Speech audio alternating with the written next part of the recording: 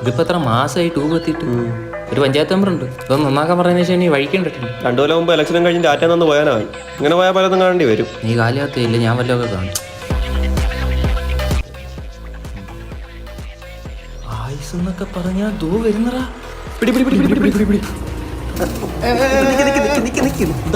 മെമ്പറെ ഇന്ന് വൈകുന്നേരത്തിനുള്ളിൽ ഈ പോസ്റ്റിലെ ട്യൂബ് മാറ്റിയിരിക്കണം. ഇല്ലെങ്കിൽ ഞങ്ങളത് മാറ്റും.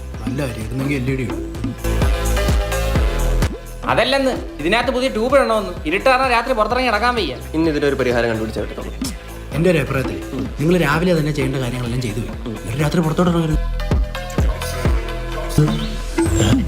മെമ്പറെ പോയില്ല, ഞാൻ കൊല്ലം കുളിച്ച് പറയും. മെമ്പറെ, ഓ എന്റെ കക്കൂസിന്റെ അപേക്ഷ കൊടുത്തിട്ട് 1.5 കൊല്ലമായി.